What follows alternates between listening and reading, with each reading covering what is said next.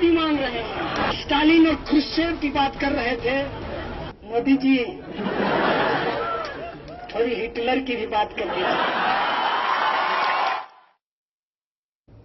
నమస్తే, welcome to magazine story. దేశంలో ఇప్పుడు ఎక్కడ చూసినా ఒకే పేరు వినిపిస్తోంది. ఒకే ఒక్క వ్యక్తి గురించి అన్ని వర్గాల ప్రజలు చర్చించుకుంటున్నారు.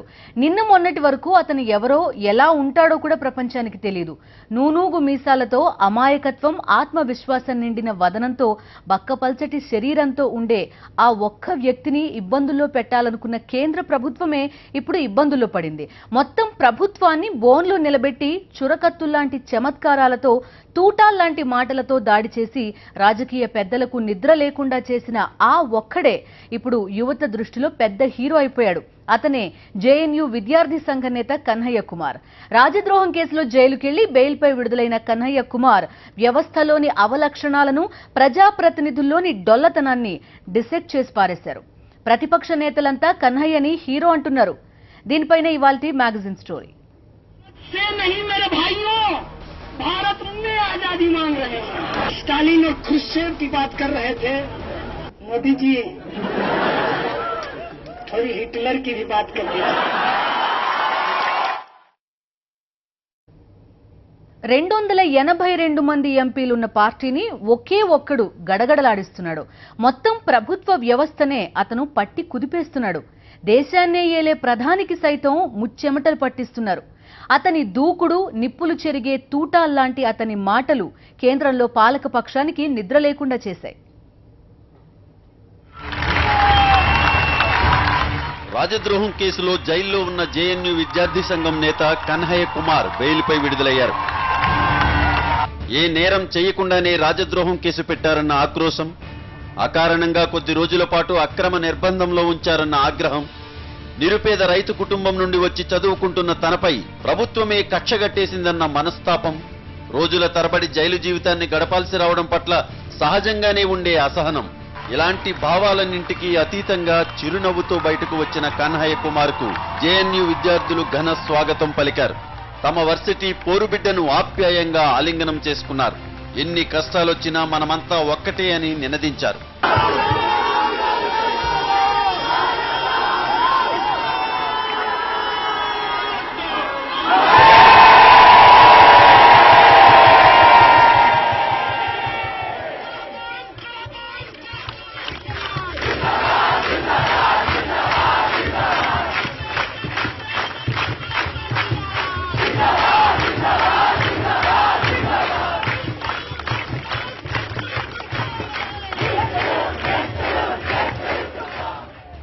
ఈ సందర్భంగా ఏర్పాటు చేసిన బహిరంగ సభకు పెద్ద సంఖ్యలో విద్యార్థులు హాజరయ్యారు.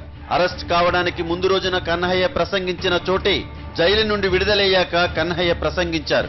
సరిగ్గా 47 నిమిషాల పాటు సాగిన ప్రసంగంలో చిరునవ్వు చెదరకుండానే తనను వెంటాడి వేటాడి వేధిస్తున్న పాలకపక్షంపై చొరకత్తుల్లాంటి మాటలతో చురకలంటించారు కన్హయ్య. ప్రతి వాక్యంలోనూ నిప్పులు కురిపించారు. ఉద్వేగపు క్షణాలు వచ్చినప్పుడు మనసున్న వారిని కంటతడి పెట్టించారు. దేశంలో నెలకొన్న అస్తవ్యస్త వ్యవస్థను తలుచుకుని పిడికిళ్లు బిగించారు. కన్హయ్య ప్రసంగం ఆద్యంతం విద్యార్థి లోకం చప్పట్లు కొడుతూనే ఉందంటే ఆ ప్రసంగం ఎంత శక్తివంతంగా, ఎంత ఆసక్తికరంగా, ఎంత ఉత్తేజభరితంగా సాగిందో అర్థం చేసుకోవచ్చు. మాటలతోనే ప్రశ్నలు సంధించారు. ప్రధానిని సైతం బోనులో నిలబెట్టి ప్రశ్నించారు. బీజేపీ మంత్రుల వైఖరిని ఖండాలుగా నరికేశారు. ఇవన్నీ కూడా చిరునవ్వుతోనే చేశారు కన్హయ్య. ప్రసంగాన్ని ఆరంభించే ముందు అందరికీ కృతజ్ఞతలు చెప్పారు. इस देश के बड़े बड़े महानुभाव जो पार्लियामेंट में बैठकर क्या सही है, क्या गलत है, इसको वो तय करने का दावा कर रहे हैं, उनको धन्यवाद, उनकी पुलिस को धन्यवाद, और मीडिया के उन चैनलों को भी धन्यवाद देना चाहता हूं. తనపై రాజద్రోహం బనాయించారంటోన్న కన్హయ్య తాను దేశంలో స్వాతంత్ర్యం కావాలని కోరానే తప్ప దేశం నుంచి స్వాతంత్రాన్ని కోరుకోలేదన్నారు. देश के अंदर जो समस्या है, क्या उस समस्या से आजादी मांगना गलत है? ये क्या कहते हैं, किससे आजादी मांग रहे हैं? तुम ही बता दो कि क्या भारत ने किसी को गुलाम कर रखा है? नहीं, तो ऑब्वियसली भारत से नहीं मांग रहे हैं। भारत से नहीं मेरे भाइयों, भारत में आजादी मांग रहे हैं।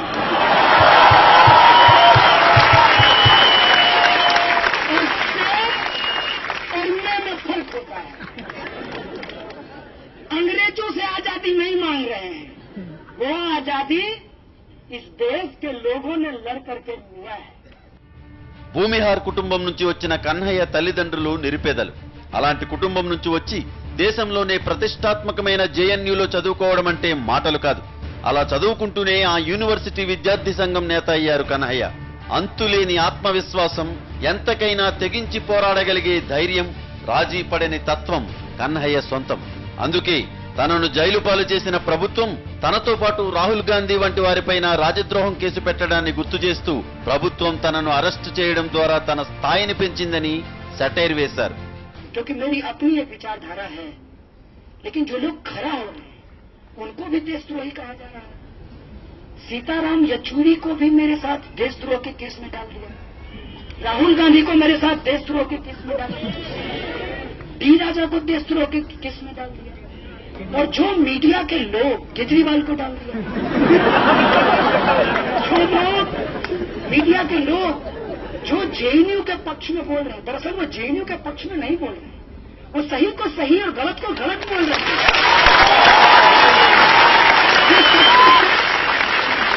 झूठ को झूठ बोल रहे हैं, उनको गालियां भेजी जा रही है, उनको जान से मारने की धमकी दी जा रही है।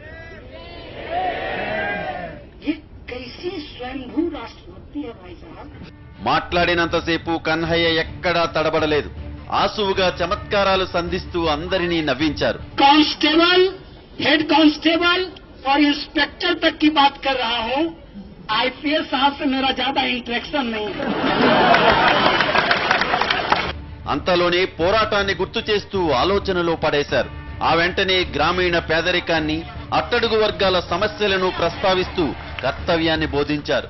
ఇలా ఓ చక్కటి పాఠాన్ని బోధిస్తున్నట్టు ప్రసంగించిన కన్హయ్య పార్లమెంటులో ఓ ఎంపీ గురించి మాట్లాడుతూ ఆ ఎంపీ సరిహద్దుల్లో సైనికులకు జై కొట్టడం బానే ఉంది, కానీ అందరికీ అన్నం పెట్టే రైతులు ఏటా వేలల్లో చనిపోతుంటే ఎందుకు మాట్లాడరంటూ నిలదీశారు. एक तरफ देश के सीमाओं पे नौजवान मर रहे हैं, मैं सैल्यूट करना चाहता हूं उनको जो लोग सीमा पे मर रहे हैं। मेरा एक सवाल है, जेल में मैंने एक बात सीखी है कि जब लड़ाई विचारधारा की हो तो व्यक्ति को बिना मतलब का पब्लिसिटी नहीं देना चाहिए। इसीलिए मैं उस लीडर का नाम नहीं लूंगा। बीजेपी के एक नेता ने लोकसभा में कहा कि नौजवान सीमा पे मर रहे हैं। मैं पूछना चाहता हूं कि वो आपका भाई है या फिर इस देश के अंदर जो करोड़ों किसान आत्महत्या कर रहे हैं, जो रोटी उगाते हैं हमारे लिए, और उन नौजवानों के लिए जो उस नौजवान के पिता भी हैं, उसके बारे में तुम क्या कहना चाहते हो? वो उस देश के शहीद हैं। सवाल पूछना चाहते हैं कि जो किसान खेत में काम करता है, मेरा बाप, मेरा ही भाई फौज में भी जाता है और वही मरता है, और तुम ये बाइनरी बना करके देश के अंदर एक झूठा डिबेट मत खड़ा करो। जो देश के लिए देश के अंदर भी मरते हैं, देश की सीमा पर भी मरते हैं। हमारा सवाल है कि तुम पार्लियामेंट में खड़ा होकर किसके खिलाफ राजनीति कर रहे हो? రోహిత్ వేములకు జరిగిన అన్యాయంపై ఉద్యమిస్తే దాన్ని అణిచివేసేందుకు జేఎన్యూలో చిచ్చు రేపారన్న కన్హయ్య ఏ ఉద్యమాన్ని అణిచివేద్దామంటే కుదరదని, ఇప్పుడు జేఎన్యూ ఉద్యమం ప్రపంచవ్యాప్తంగా విస్తరించిందని అన్నారు. यही बाबा साहब का सपना था, यही साथी रोहित का सपना है।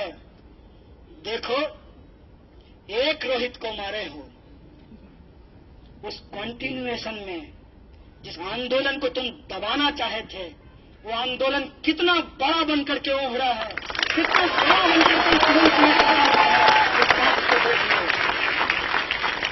एक बात और है, బీజేపీ ప్రభుత్వం విదేశాల్లో మూలుగుతోన్న నల్లధనాన్ని స్వదేశానికి రప్పిస్తామంటూ పల్లెటూళ్లలో ఇంద్రజాలికుల గారడీలను గుర్తు చేస్తోందని కన్హయ్య చురకలంటించారు. तो हमारे यहाँ रेलवे स्टेशन पे जिसको टीसन कहा जाता है, वहाँ पर जादू का खेल होता है. जादूगर दिखाएगा जादू, बेचेगा अंगूठी, मनपसंद अंगूठी, और जिसकी जो इच्छा है वो अंगूठी पूर्ण कर देगी, ऐसा जादूगर कहता है. इस देश के भी कुछ नीति निर्माता हैं, वो कहते हैं काला धन आएगा, हर हर मोदी, महंगाई कम होगी, बहुत हो गई, सही मत सही है, अब की बार ले आइए, सबका साथ सबका विकास. वो सारे जुमले आज लोगों के जहन में हैं. हालांकि हम भारतीय लोग भूलते जल्दी हैं, लेकिन इस बार का तमाशा इतना बड़ा है कि भूल नहीं पा रहे हैं. తనను అరెస్ట్ చేసిన పోలీసులు కూడా పేదవాళ్లేనన్న కన్హయ్య అలాంటి వారికి కూడా స్వాతంత్ర్యం కావాలన్నారు. కన్హయ్య మాట్లాడినంతసేపు విద్యార్థులు మంత్రముగ్ధులైపోయి చెవులు రిక్కించి వింటూనే ఉన్నారు. ప్రధాని నరేంద్ర మోదీపై చమత్కారాలు, విమర్శలు, ప్రశ్నలు, సవాళ్లతో ఉక్కిరిబిక్కిరి చేశారు కన్హయ్య. దేశ ప్రధానిని నిలదీయడంలో ఏ పాటి తొట్టుపాటు లేకుండా ఎంతో సాహసంగా వ్యవహరించారు. మోదీపై తీవ్ర విమర్శలు చేశారు, కానీ అవి కూడా నవ్వుతూనే చేశారు. ప్రధాని మోదీ సత్యమేవ జయతే అని ట్వీట్ చేశారన్న కన్హయ్య ఆ నినాదం మోదీది కాదన్నారు. రాజ్యాంగంలోనే ఆ నినాదాన్నే తాను నినదిస్తానన్నప్పుడు చప్పట్లు మారుమోగాయి. प्रधानमंत्री जी ने ट्वीट किया है, कहा है सत्यमेव जयते. मैं भी कहता हूं प्रधानमंत्री जी, आपसे भारी वैचारिक मतभेद है, लेकिन सत्यमेव जयते चूंकि आपका नहीं, इस देश का है, इस संविधान का है, मैं भी कहता हूं सत्यमेव जयते. తాను జైలు నుంచి విడుదలయ్యాక టీవీ చూస్తూ ఉంటే ప్రధాని మోదీ పార్లమెంటులో ప్రసంగిస్తూ స్టాలిన్, క్రుష్చెవ్లను గురించి చెబుతుంటే తనకి టీవీలో దూరిపోయి మోదీ సూట్ ను పట్టుకుని హిట్లర్ గురించి కూడా మాట్లాడండి సార్ అని అనాలనిపించిందన్నారు కన్హయ్య. आज माननीय प्रधानमंत्री जी का आदरणीय बोलना पड़ेगा ना.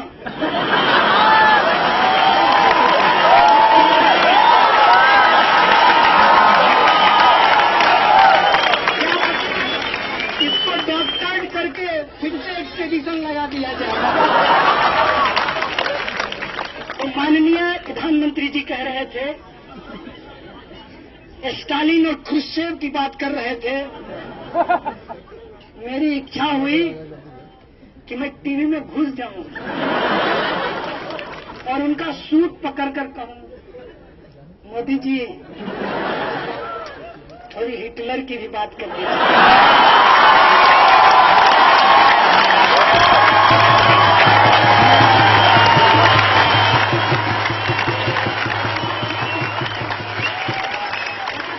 हिटलर की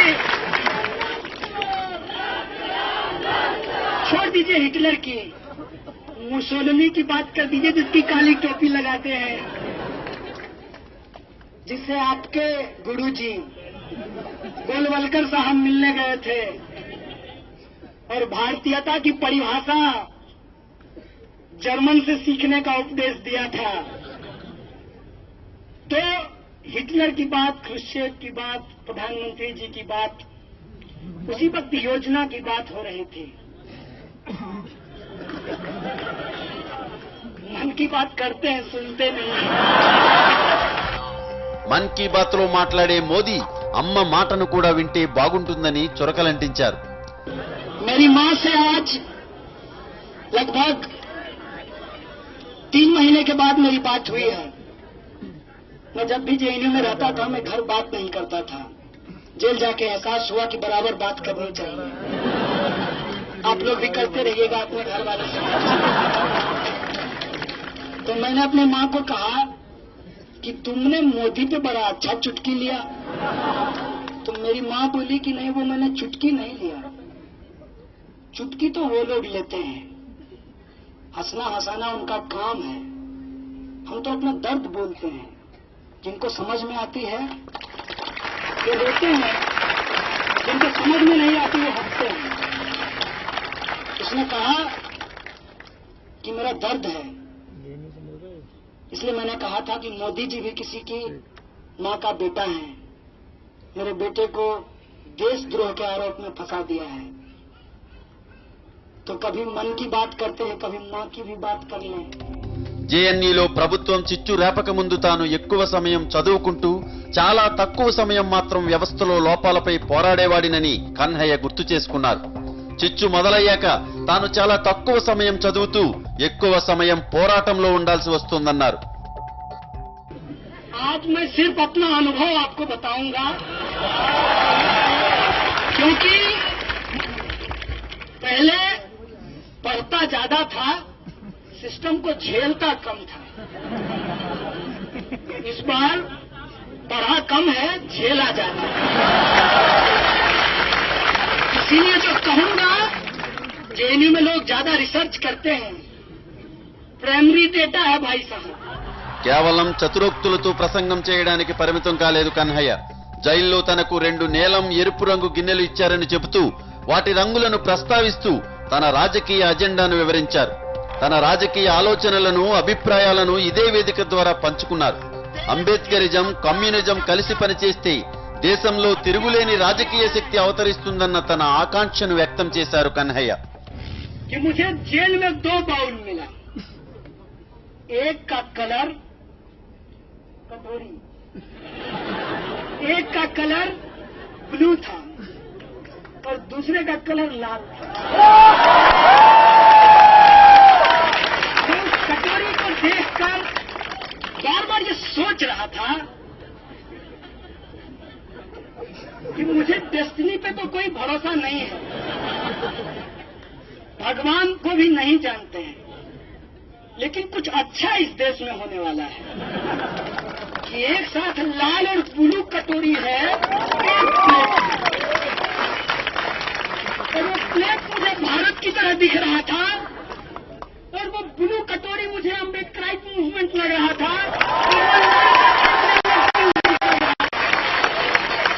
और मुझे लगा कि अगर इसकी यूनिटी इस देश के अंदर बना दी गई, सच कहते हैं अब नो मोर देखते हैं, बेचने वाले को भेजते हैं, बेचने वाला नहीं चाहिए, सबके लिए जो न्याय सुनिश्चित कर सके हम उसकी सरकार बनाएंगे।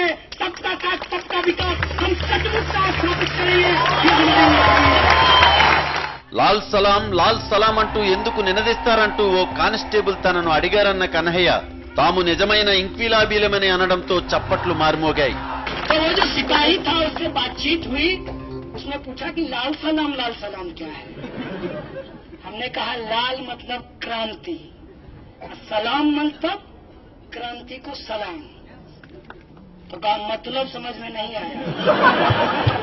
बोले इनकलाब जिंदाबाद। बोला जानते हैं। तो बोले क्रांति को ही उर्दू में इनकलाब कहते हैं। कहा ये स्लोगन तो एबीवीपी भी लगाती है। हम बोले अब समझ में आया कि वो नकली इनकलाबी है, हम असली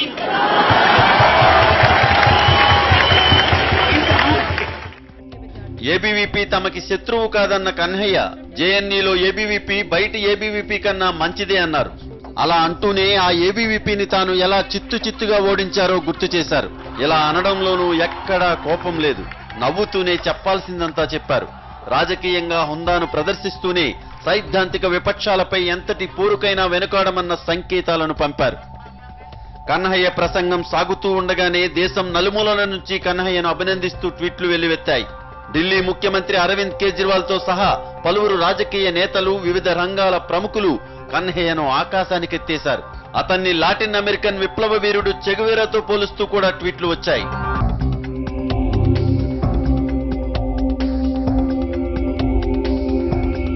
జేఎన్యూ చిచ్చు మొదలయ్యే వరకు కన్హయ్య అంటే ఎవరో దేశంలో చాలా మందికి తెలియదు. ఇప్పుడు కన్హయ్య దేశంలో పెద్ద హీరో, పెద్ద రెబల్, పెద్ద యోధుడిగా కనిపిస్తున్నాడు అందరికీ. హైదరాబాద్ సెంట్రల్ యూనివర్సిటీలో రోహిత్ వేముల ఆత్మహత్య నేపథ్యంలో పుట్టిన ఉద్యమాన్ని పక్కదోవ పట్టించేందుకు జేఎన్యూలో చిచ్చు రేపారన్నది బీజేపీ ప్రభుత్వంపై వినిపిస్తున్న విమర్శ. అదే నిజమైతే బీజేపీ తనను తానే నిందించుకోవాలి. ఎందుకంటే కన్హయ్యపై రాజద్రోహం కేసు బనాయించారు. కానీ ఆ కేసు బనాయించడానికి అవసరమైన సాక్ష్యాలేవి పోలీసుల దగ్గర లేవు సరికదా. కన్హయ్య ప్రసంగాన్ని మార్ఫింగ్ చేసి దేశానికి వ్యతిరేకంగా అతను మాట్లాడాడని నిరూపించే ప్రయత్నం చేశారు. అది కాస్త బెడిసి కొట్టింది. పోలీసులే సాక్ష్యాలు లేవని చేతులెత్తేశారు. ఒకే ఒక్క విద్యార్థి సంఘం నాయకుడిని కష్టాల పాలు చేసి దారికి తెచ్చుకోవాలనుకున్న పాలకపక్ష పెద్దలు ఆ విద్యార్థి నేతను మర్రి చెట్టంత పెద్ద నేతను చేశారు. ఇప్పుడు ఆ చెట్టు దేశమంతా విస్తరించే దిశగా కొత్త చిగురులు తొడుగుతోంది. కొంత నిద్రావస్థలో ఉన్న విద్యార్థుల్ని, యువత మెదళ్లని తొలచడం మొదలుపెట్టింది. రాజకీయ పరిణతికి వయసుతో సంబంధం లేదు, భూమితో సంబంధం ఉంటే చాలని ఎలుగెత్తి చాటిన కన్హయ్య గొంతు కొద్ది సంవత్సరాల్లో పార్లమెంటు గోడల మధ్య ప్రతిధ్వనించే అవకాశాన్ని ఈ వ్యవస్థే ఇచ్చింది. గోడకు కొట్టిన బంతి అంతే వేగంగా వెనక్కి వస్తుందని తన ప్రసంగంలో చెప్పిన కన్హయ్య అదే వేగంతో భారతదేశ యవనికపై అంతెత్తున కనిపిస్తున్నాడు. భావితరాల గొంతై వినిపిస్తున్నాడు.